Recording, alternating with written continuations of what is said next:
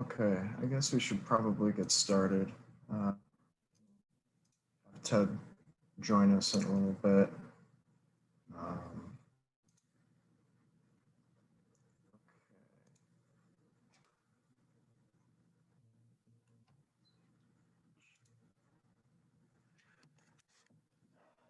okay.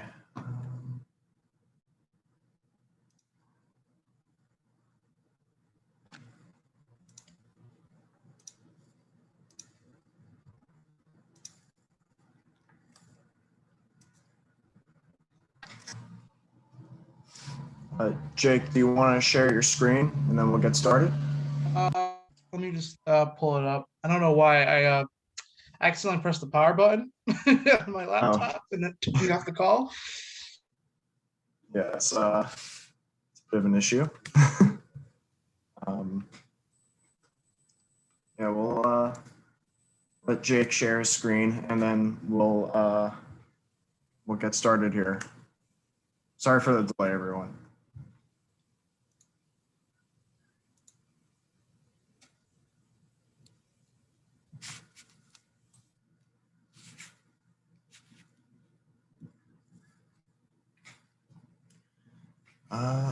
Okay.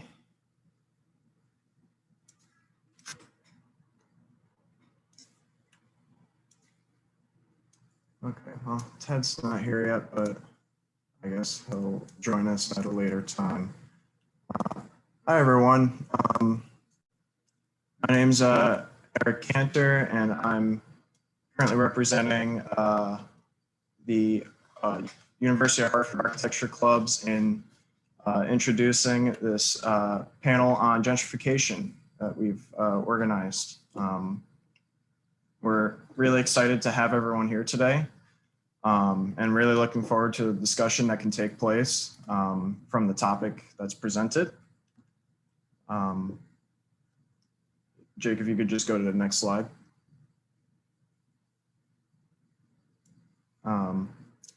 So on our panel today, for moderator, we have architect Duo Dickinson managing our conversation here.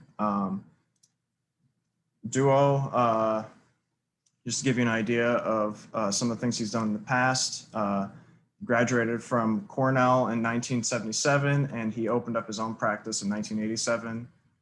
He's received more than 30 awards, and a lot of his ongoing work has been for not-for-profits, totaling over 75 projects in total over the last 30 years. He's had multiple publications and is a writer for the Connecticut Heart Media Group, as well as a staff feature writer for the Common Edge Collaborative and Mockingbird Ministries. He has written 8 books. His latest book, A Home Called New England, has been published by the Pequot Globe. It was nominated for a 2018 Connecticut Book Award and is an active in radio and media. And he hosts the radio series Homepage on WPKN Radio. He's also taught at Yale College and Roger Williams University, and is now on the faculty for the Building Beauty program at Santa Ana Institute in Sorrento, Italy, and as well as the co-chair of the American Advisor Board and is teaching at the University of Hartford. And he has also served on a number of design juries and has lectured at multiple universities in the past. Duo here will be leading our conversation today between our 3 guest panelists. Our first guest is Theodore Saruk, who is a professor here in the Department of Architecture. However, he has not joined the meeting yet, so I will get in touch with him and try to get him in here. Our next guest is Professor John Nolan, who's a professor at the University of, at Pace University of Law. And we also have Jaden Bryant, who is a student here at the University of Hartford and is our Freedom by Design director. We really are so thankful for all of our guests being here today, and we really appreciate you coming out for this. So I guess we'll get the discussion started. Jake can throw out the first question for you guys. And yeah, I will try to get a hold of Ted and try to get him in here. So thank you again.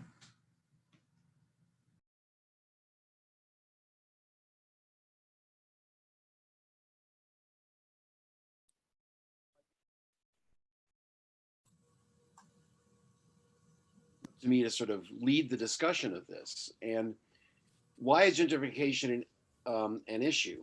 And my take, it would be to talk to Jaden first, because Jaden is younger than John and I. And speaking as somebody from your world, Jaden,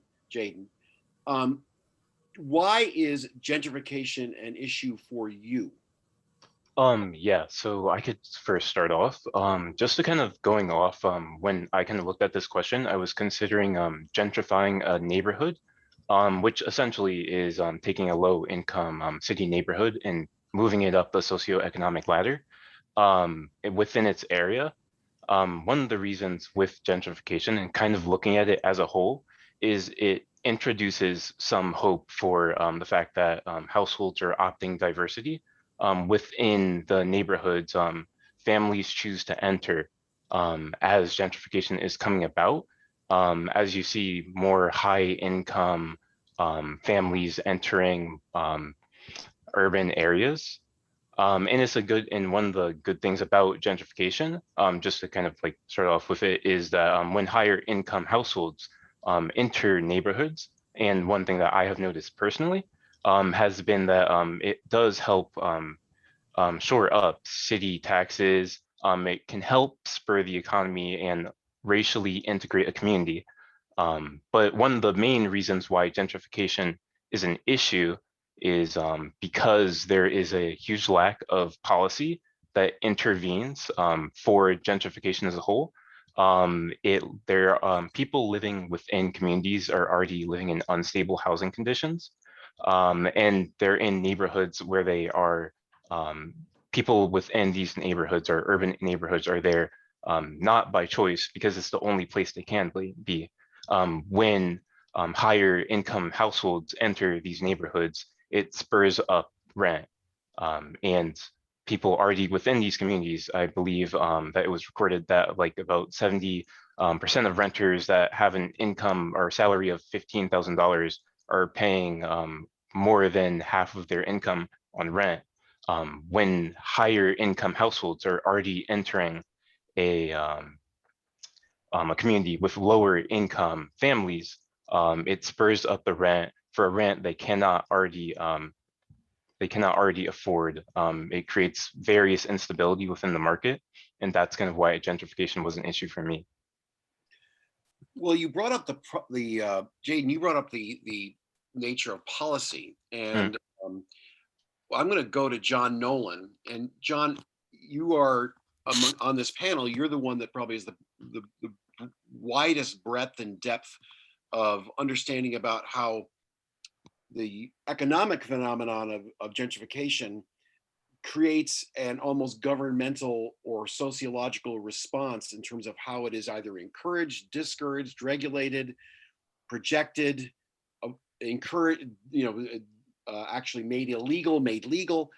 Where do you think gentrification is as an issue right now in cities, right now in COVID, where we have a strange time of densities under question, but also in terms of just existing neighborhoods being impacted by gentrification? How is that dealt with in policy typically? Starting about 5 years ago, my students at the Land Use Law Center at Pace Law School started looking around the country, as we do on every topic that we get involved in, for successful efforts by local governments to solve the problems that they thought were being created by gentrification. And it was one of the most disappointing research projects that my students ever had, because frankly, there's very little known about how to do this and do it correctly. I think Jaden started this off right by explaining some of the pros and cons, and that confuses the public dialogue and it confuses the public policy.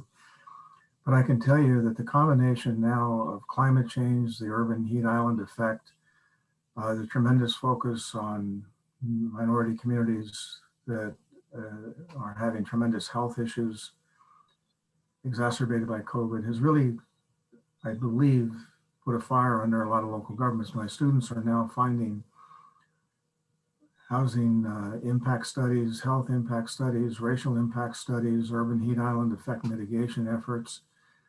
I think the situation has gotten so severe in so many of the lower income communities that they're beginning to work on these issues. And one of the big things that they're doing is trying to figure out how to get the proper design, the proper cost, the proper approaches to creating affordable housing, because the economic drumbeat is going to continue, and it's going to cause a lot of homelessness and a lot of dislocation, displacement. And that combined with COVID and racial equity concerns and what local governments are doing now is going to speed up the process, I think, by which policy is created to engage. John, let me follow up with that. What are the typical ways, whatever, deal with gentrification?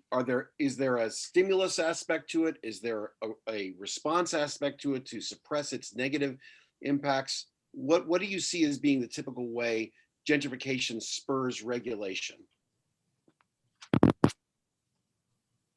Well, that's a really good question. I wanted to start my comments and I forgot with the idea that gentrification is hard to generalize about because the causes of it are so different in so many different places. I think we do have a question coming up on what causes gentrification, but if you don't understand the causes, it's hard to answer your question, Duo. So right, we've got demographic changes that go both ways. We've got people who are crowding into Portchester because they're young working families, because they're older folks that want to sell their homes and be close to the transit station, and that's causing gentrification in Portchester's neighborhood.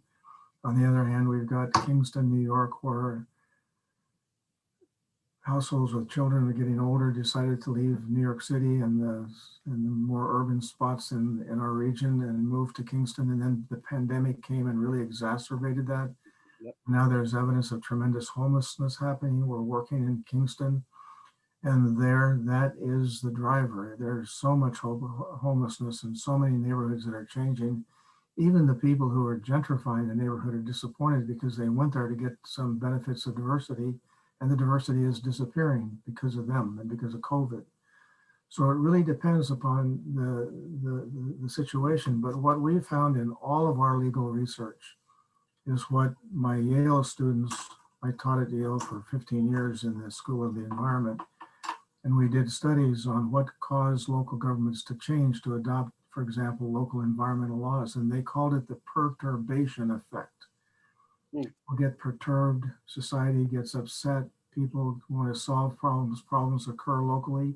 For example, in Miami-Dade, the driving force behind gentrification is sea level rise, totally different from Kingston, totally different from Portchester. Yeah. But there, sea level rise is moving affluent people back into the upland areas, which were populated by low and moderate income households traditionally, and that's causing very unfair effect. And the Miami-Dade County people are looking at that effect because it's a perturbation. Is Ted Saruk on the line with us yet?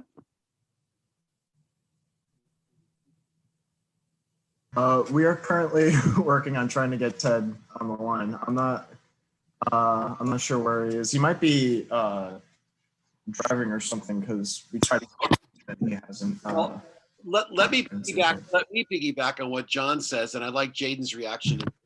You know, you could make a case that one of the reasons why gentrification is an issue is almost in a way a luxury. In other words, there has to be an economic reason to invest in a place that ends up having these almost like a Jenga sculpture impacts as you pull one group out of a community and stick another one on top of it. Things happen and they go wrong. In Connecticut, there's almost a poster child version of gentrification happening in New Haven, Connecticut. It's one of the few places, I think, in the Northeast, except around Boston, perhaps, where there's an enormous influx of upper middle class people into downtown contexts. And that enormous influx has caused in the last decade about 20 to 25% of the entire housing stock to be created new, because market rates have doubled in that time. And that influx, I think, has to do with two things that create this as an issue.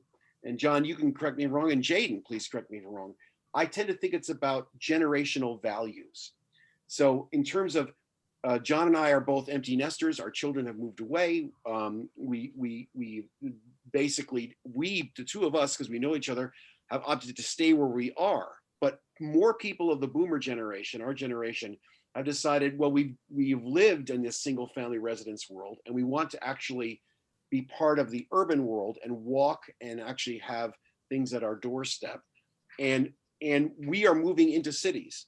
But Jaden, your generation is actually going to cities as well, more because I think of the idea of sustainability and also the culture that is there. Jaden, if you could tell us, as somebody who is contemplating your life, if you wanted to move somewhere, would it make a difference to you if where you move to changed the culture of the city that you're moving to, or of the neighborhood you're moving to, or you say, no, I just want to live in a nice place? How would that, to tell us how that would impact you personally? Yes. So as someone who actually has some family members who kind of have been affected by gentrification within Connecticut as a whole, and kind of recognizing that, especially throughout my high school years, and kind of taking that in myself, it would be kind of hard to kind of imagine putting that yourself or someone else in that position, that someone else has experienced that you are close with. I know for myself, I have opted in and had the idea that potentially going to a city, as you mentioned, for the likes of development and sustainability, and having that walkable city or something like that within the future. However, considering the fact and the effects or potential effects of moving, especially now having looked in, especially more so into gentrification, it would definitely be something that I personally would consider in terms of the effect that my actions could have on others. Mm. So welcome, Ted Sarek. Ted, we've been talking about the why gentrification is an issue. Could you give us your perspective about gentrification in terms of how we look in this post-COVID world at everything? I mean, right now, single-family homes in Connecticut are greatly under assault by the potential for greater density. And as I was mentioning, cities like New Haven have an influx of generational change in the way they view their homes in particular, and are thus pressurizing certain neighborhoods that have established income levels and cultures that are being changed. Tell us how you think gentrification is an issue. My experience with gentrification, in some ways, I'm going to give you both edges of the sword. If we go back to inner city housing in even the pre-World War II and immediately post-World War II period, there was a diversity in housing types and housing incomes. And although there may have been some areas that were a little bit more affluent than others, in many cases, people of different income levels, different racial and religious backgrounds lived relatively close to each other. With the advent of desegregation, the white flight of upper middle class individuals fleeing urban centers for suburbia abandoned many neighborhoods to low income individuals, whether they were white, immigrant, African American, whatsoever. However, many of these locations were ideal for commercial, office, recreational access to urban centers. So suddenly what we see is a group of individuals being abandoned and the housing quality deteriorating because of low income or absentee ownership, landlords who find it more financially advantageous to allow properties to deteriorate. Suddenly, some of these neighborhoods are viewed as being ideal by location or housing stock, or potentially by city administrators who see the potential to increase tax revenues. And they encourage not the homeowners or the residents living in those neighborhoods to potentially improve those properties, but very often they're displaced, thrown out, abandoned, and new individuals move into the neighborhood. This then creates another situation where individuals who have been living in those neighborhoods for decades are suddenly displaced. And with the gentrification, the city administration can raise the tax revenues. When they raise the tax revenues, individuals who have owned their homes for generations but are low income are actually forced to sell their homes and move because they cannot afford to pay the taxes.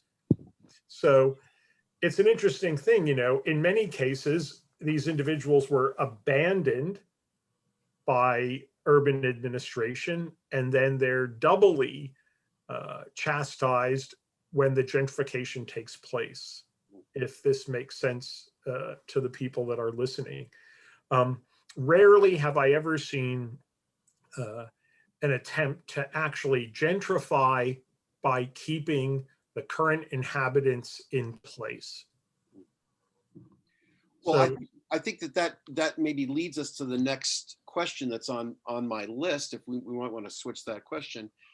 In terms of causing gentrification, the word gentrification is present right now. In New Haven, there's a street called Court Street.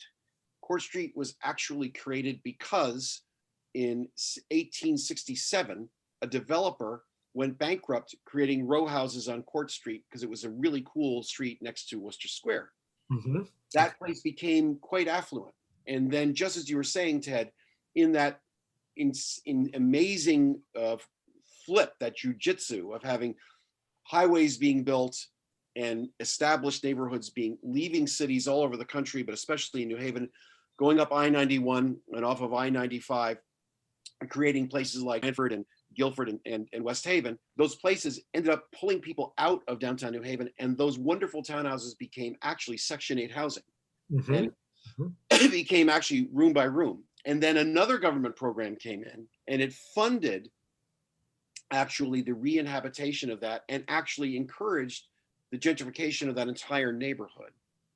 So I'm going to go to John, I think, because John, in your experience looking at housing in general, what do you think causes gentrification right now? And this is not about 1867, and it's not about 1962 when Court Street was sort of changed again. Right now, what do you think causes gentrification? Ted alluded to it again, but right now, what is your take on what causes gentrification? I think the two biggest causes, particularly in Connecticut, are that we have a national housing crisis. There are 450,000 single-family homes on the market, and there are 600,000 homeless people. We're not building housing at any near the rate that we need to keep up with demand. And that's a national phenomenon, particularly in all the major metropolitan areas that we follow. So that from a supply and demand perspective, you've got a lot of people looking for a place to live. And then in Connecticut, I don't know if you've seen the Desegregate Connecticut work on what percentage of the land area in Connecticut is zoned for single family housing, but it's over 90%. Yeah. is zoned for single family housing. And this whole movement toward ADUs and missing middle housing is underway there, because if we're going to solve the housing supply problem, one of the ways to do it, other than new construction, which is slow and will take a long time to get underway, is to rezone some of these communities, either through state action or local action. Berkeley just did it. Minneapolis has done it. The state of Virginia has required it. The state of Oregon has required it.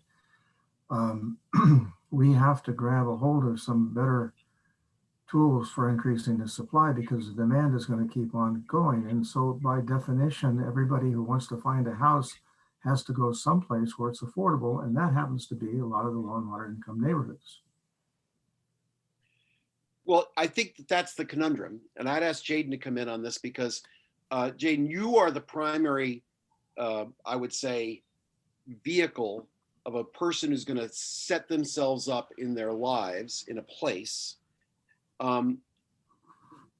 What do you think causes gentrification for your generation? I mean, many people go into places of extreme affordability, and then over time change the neighborhood. Other people find perfect places, stretch to pay this increased rent. They live there, and more things get changed, and the rents go up. For you, what do you think your choice of neighborhood will mean in terms of causing gentrification? Yes. So just to kind of go off on the first part, kind of looking at gentrification again as a whole.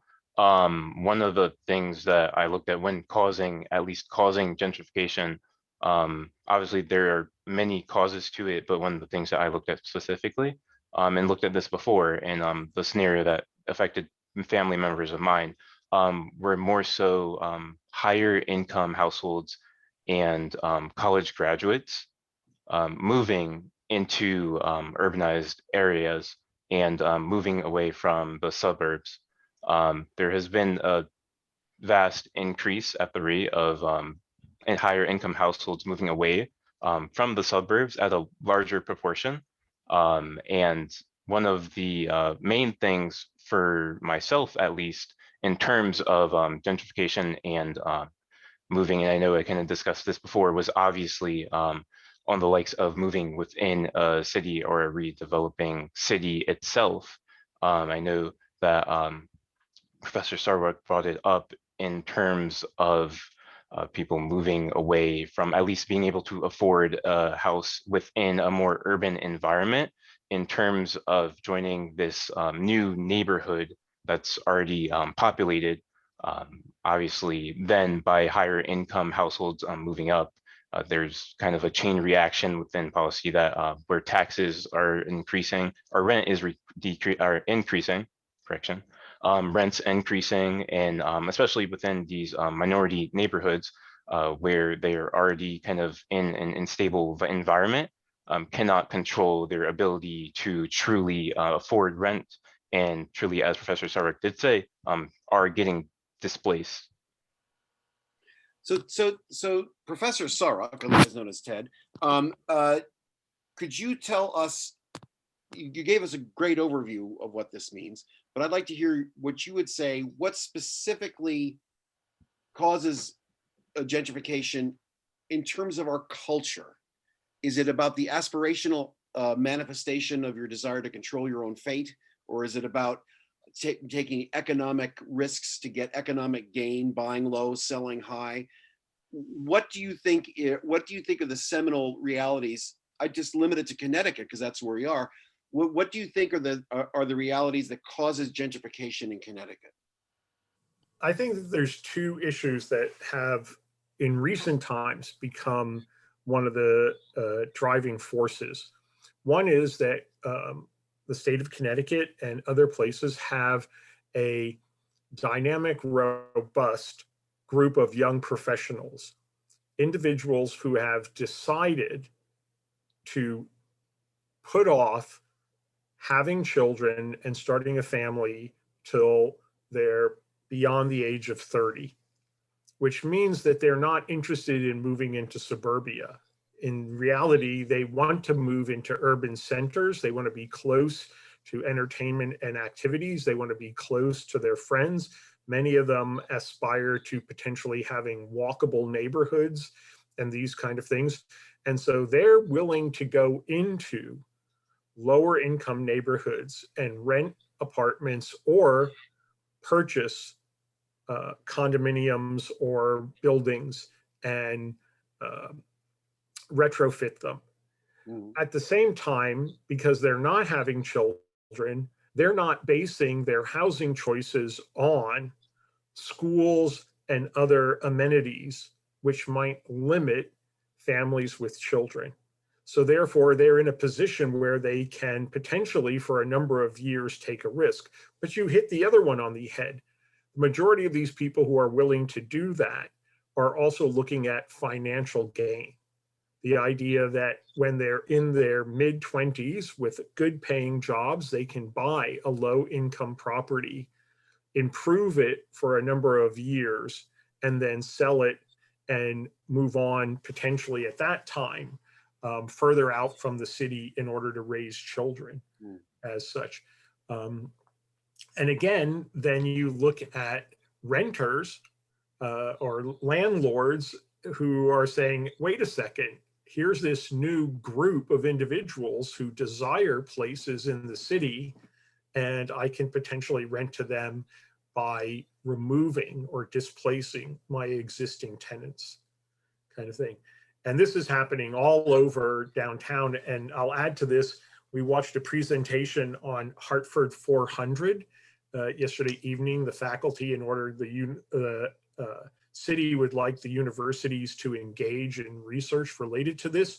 And one of the first things they were looking at was reconnecting some of the neighborhoods that have been isolated by the highway by building over 84.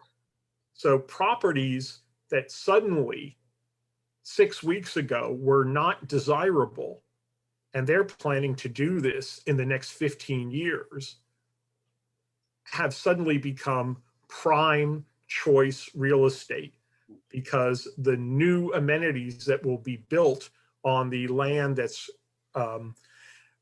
reclaimed by covering the highways will be higher end entertainment and recreation.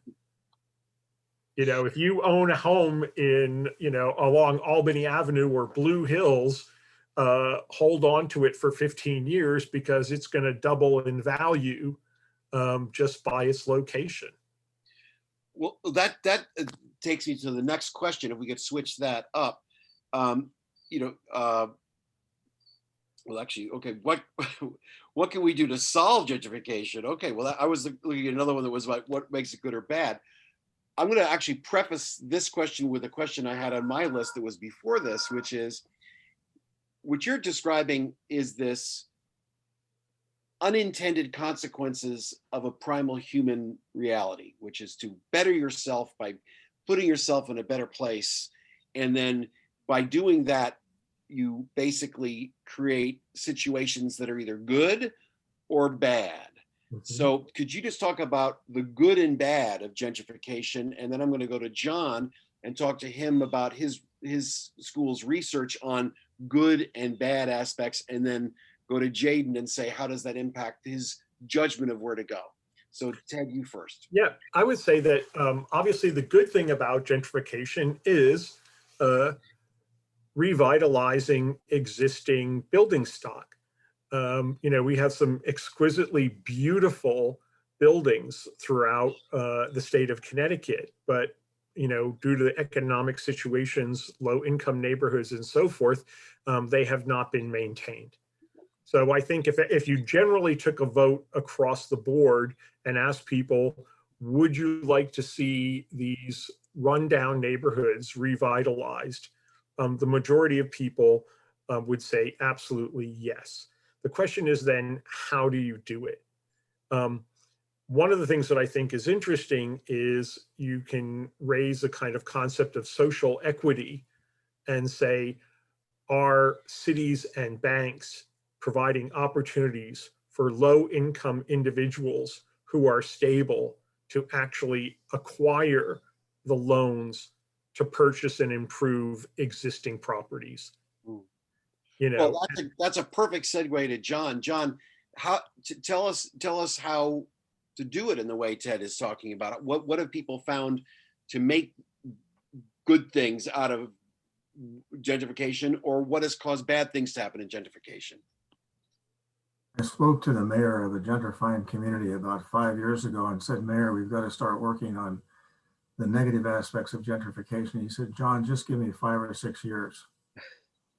And what he meant by that was, let's let this flow. Let's get the taxes up, just what the professor was saying. Let's get our DPW funded and our crime problem solved a little bit. And let's kind of leave the gentrification thing alone until the tide rises to float those other boats. And I think he made a mistake, because what we really ought to do is be integrating the question of what's good and bad.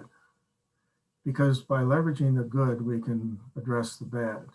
And they have to be done simultaneously, because if you wait until the real estate has bumped, then it's too late to do what Ted was talking about. You can't get the loans, you can't get the equity for the loans, you can't get people who live in the neighborhood to invest. So I think what we need to do is to develop a political understanding of, when we first recognize this problem, we've got to be addressing the bad with the good. I don't know if any of you have heard of Majora Carter, but she is a MacArthur Fellow. She was a speaker at one of our recent land use conferences in 2013. She runs a couple of organizations, or at least ran a couple of organizations in the Bronx. They very early got onto this issue of gentrification. And she said, categorically, gentrification is good. I want Black entrepreneurs to be there to mentor our Black children. I want economic development to create jobs. I want people to have the money that they need to invest.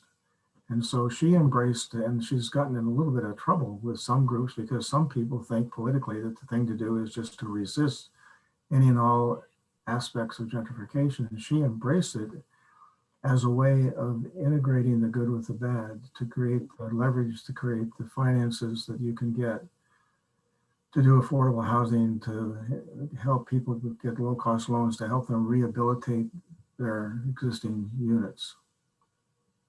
Well, that's actually sets up Jaden pretty well. Jaden, when you're looking at this, all these different communities that are developing one way or another somehow, tell us, do you actually take the time to evaluate a community in terms of its position, in terms of preservation of housing stock, creation of new housing stock, or you just say, oh, that would be a really great place to live? How much do you pull back when you're considering your next place that you would want to live? Yes. So for me specifically, one of the things that I attempt to do when looking at potential places for me to move into, especially I have been looking at a lot of more urbanized areas, or at least revitalizing cities, has definitely been one of the things involving new buildings being developed or new redevelopments within buildings. And it's one of the things where I haven't truly just sat back and said, like, this is the ideal place to live, but attempt to find where the best community is more so than anything else. I think that's one of the things we're highlighting on the good and bad of gentrification.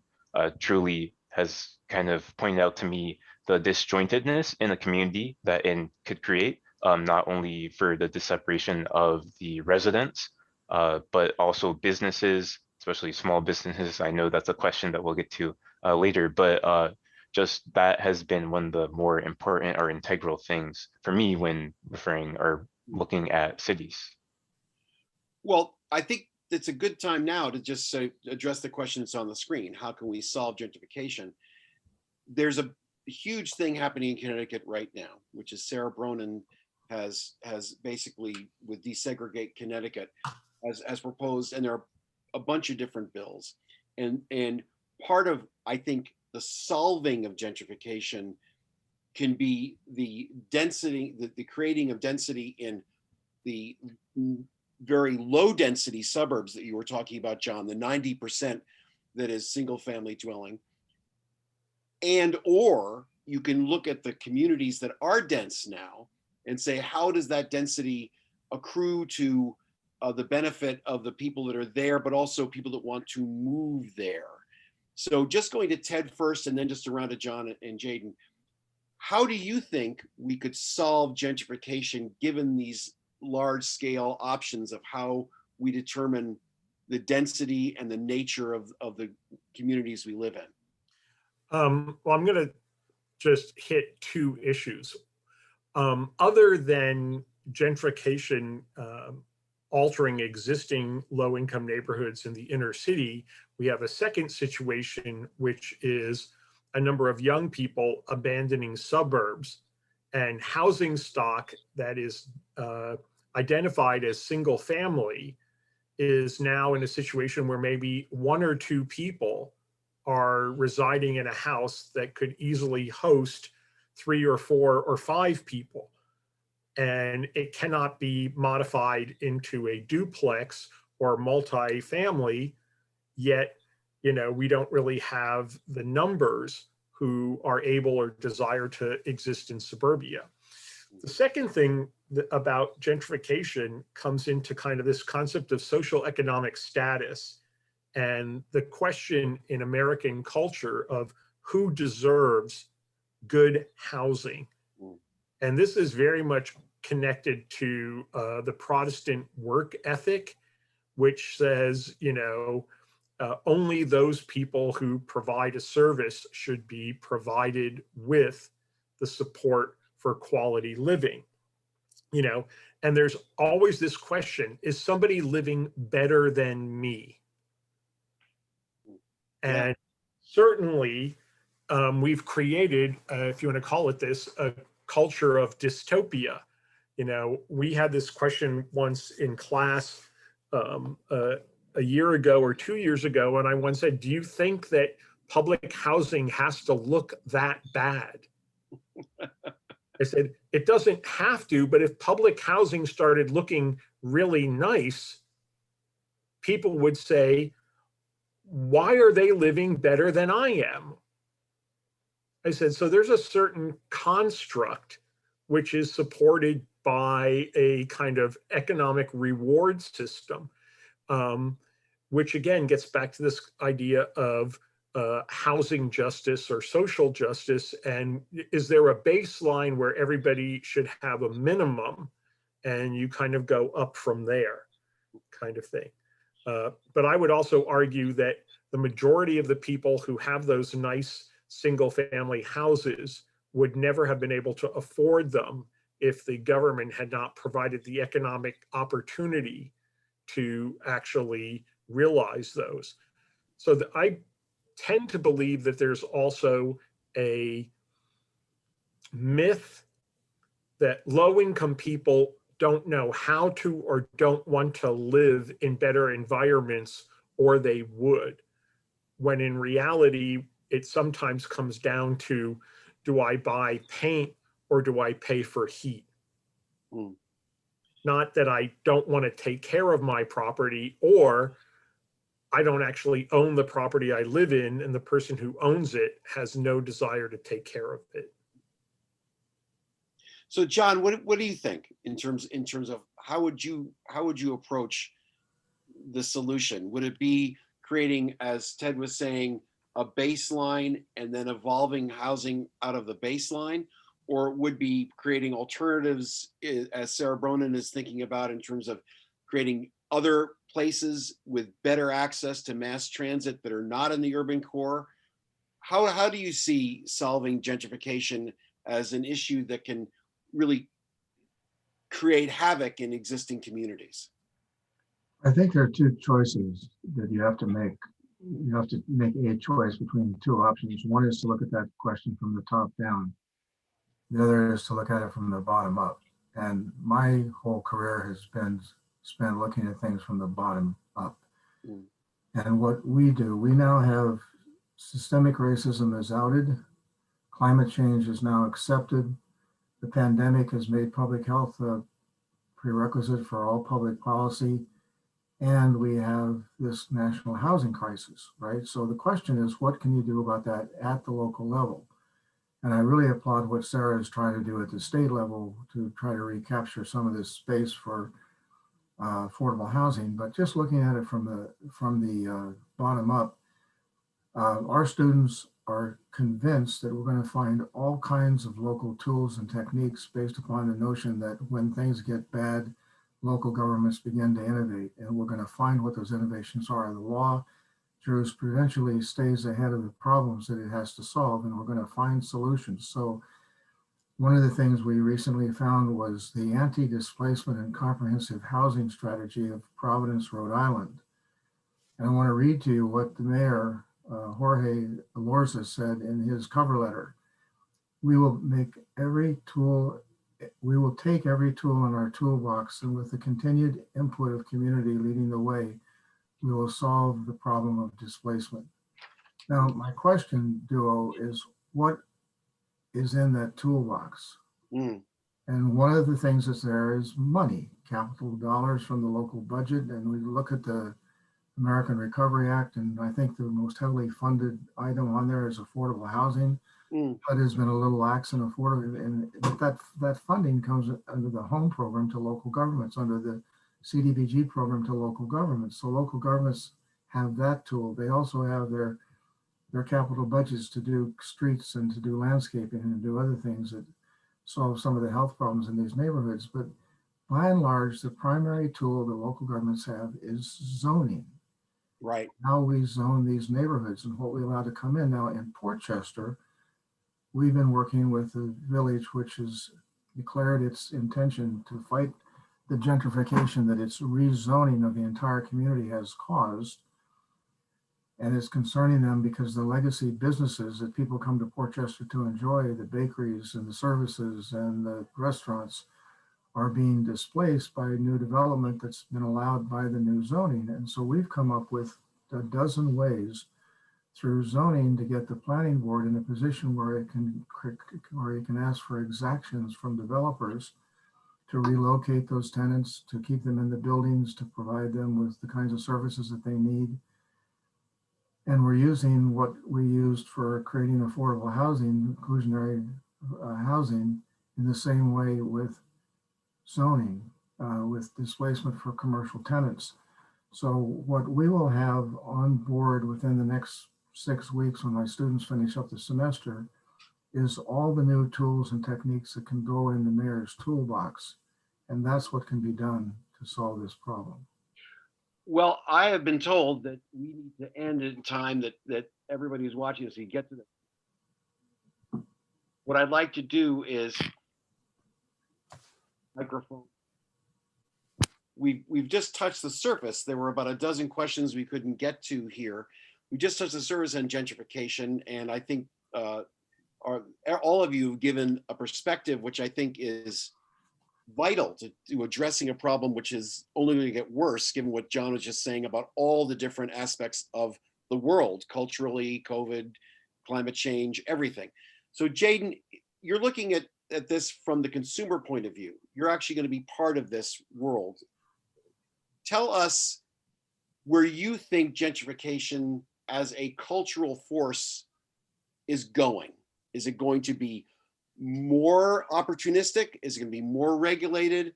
Tell us about gentrification from your perspective, and then Ted, and lastly, John, I'd like you to give a great overview of all this.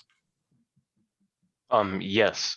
So just kind of looking at it culturally, one of the things that brought up with gentrification is kind of the displacement of people, and that also kind of also removes culture and the sense of community from a neighborhood. One of the hardest things I feel it is to build and necessarily can't be forced is this concept of community.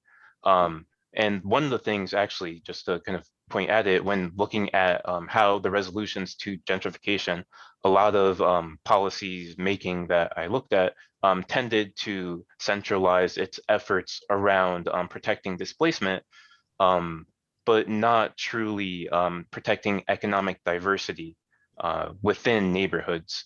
And one of my things, at least culturally, is a lot of people are moving away from these homogeneous neighborhoods in suburbia to a more integrated place. And while gentrification can introduce that, there obviously is a lack that pushes away people from living in these already neighborhoods that they really, it's not an option that they're living in.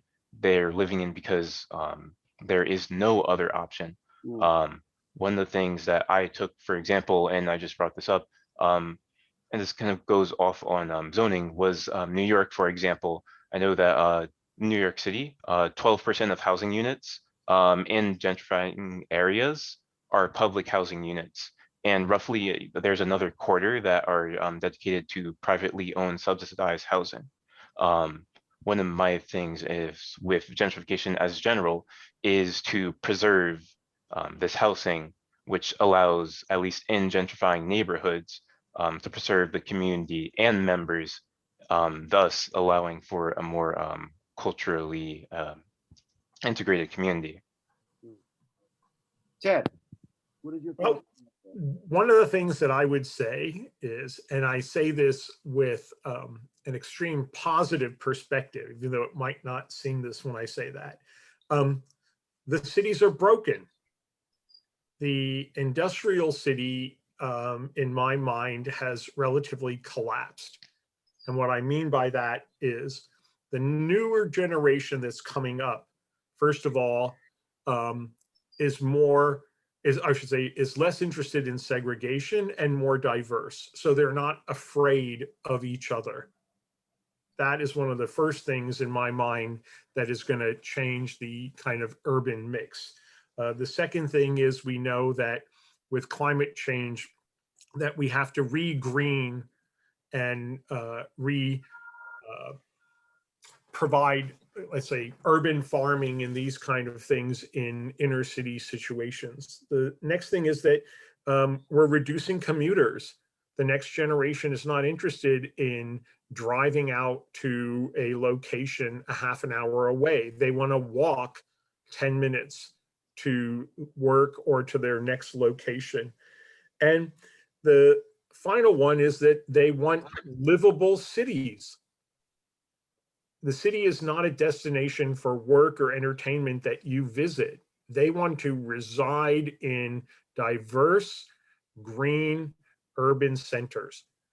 So as they move forward and they bring those values to bear on reconsidering urban centers, I see rather radical and revolutionary changes. The question is the economic system going to allow these intentions to actually be realized, or are they going to in some way freeze out the more noble intentions of the next generation? Thanks, Ted. John, why don't you give us an overview of this discussion, but also of what you think the future is going to hold for all of this? I notice that there are a number of architectural students on this Zoom, and I'd like to speak to them. Duo, do you remember this? You bet, we did it together. 1990, Duo and I, a lawyer and an architect, wrote a book about how to simultaneously deal with zoning and building codes and design to create entirely new forms of housing that would have what we called common walls with private homes. And I think that juxtaposition of design and law is really important. And to the architects, future architects who are on this presentation, I want to call to your attention what architects are doing. In Santa Cruz, for example, one of the biggest obstacles to accessory dwelling units is that they don't look good to the community. They look out of character with the community. So Santa Cruz got a bunch of architects together and did a design manual for accessory dwelling units. When we were studying earlier this semester what to do about the pandemic and people leaving the cities, which we want to avoid in order to get away from the contagion, we found that the American Institute of Architects were working on 2 checklists for building systems, for sites, for spatial distancing, for reducing contagion, in buildings. And we jumped on that as a method of dealing with the flight from cities. There is this whole problem in Hartford right now. You have a gentrification problem probably in some neighborhoods, but you've got a lot of low and moderate income housing that is overcrowded and out of compliance with codes. And when you look at those codes, particularly codes that require construction design, you can't really do what Duo and I were talking about, building these new forms of housing. So how do you, as architects, engage in the community conversation, which is what Rhode Island, the Providence, Rhode Island mayor is calling for? How do you find the soft spot where you can dig in and help with creating better places where people can live and breathe and thrive? I think it's a tremendous opportunity for us to work together. And as I said earlier, it's very difficult to generalize about gentrification. I think there's all kinds of it. I think there are all kinds of causes of it. And I think there are all types of solutions. And what we need to do is fill the toolbox that the mayor is looking for.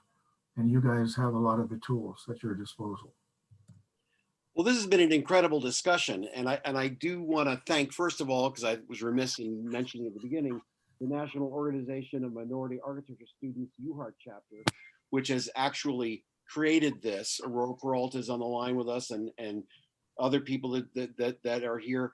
This creation, this panel actually says to me that there is a driving focus on the fact that we are in a time of change, that this is really a place where the inevitabilities of climate change, the inevitabilities of generational change, and also the ongoing drumbeat of density and the idea that we need to have a different way of approaching life than what Sarah Bronin called the real stranglehold on our culture in Connecticut, which is having 169 towns basically define for each town what is the right way to go. And the vast majority of them are perpetuating the values of their tax base, which means an individual unit home on every single site. It's probable that that has to change over time because of climate change and everything else.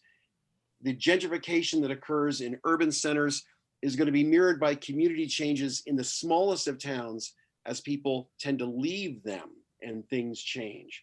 So in future discussions that we have, utilizing the National Organization of Minority Architecture Students UHART chapter, let's think about what the broad term changes are going to be affected in the world that architects like Ted and I and Jaden are actually going to be dealing with every day. The design criteria that will enable us to look at the future rather than just simply deal with the crises of the present. So I really want to thank you, Hart, John Nolan. You were fantastic. Ted, you were terrific. Jaden, it was wonderful to hear your thoughts. And I hope that this is just the beginning of discussions that will give us real perspective in terms of where our future is as UHART students prepare to take us to another place and another generation. So thank you so much for joining us today, one and all. Thank you so much. I'd like to thank the students and Duo for organizing this event. They did an amazing job. I do need to apologize. I was delayed at a University of Louisiana design review and the time slipped away from me. Other than that, this has been entirely a student organized event, and I'm hoping that they'll continue to do more like this next semester and into the future.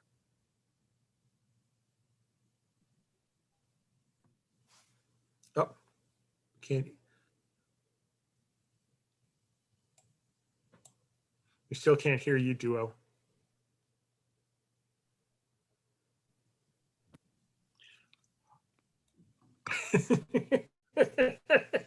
See you all. There you are. Now you're back. Okay, it's great to see you all, and hopefully my mic will work in future events. Thank you, everybody. Thank you, guys. Thank you so much for coming, everyone. Once again, really, it was a pleasure watching you guys discuss this. Thank you. This was a really amazing discussion, and I hope that all the students that were here on the call today, whether they were part of the graphics community in NOMAS and working together to create this panel, or the other students that are on this call, all get some useful information and it informs their future design projects. I'd like to thank Duo Dickinson for providing the contact information of John Nolan and some other people to get this panel rolling. And I'd like to thank John Nolan, Jaden Bryant, and Ted Sarek for all joining the panel today and providing all the great information. And I'd like to thank the team of people that worked on creating this event, and thank you everybody for coming today. Thank you. Appreciate it. Thank you, everyone.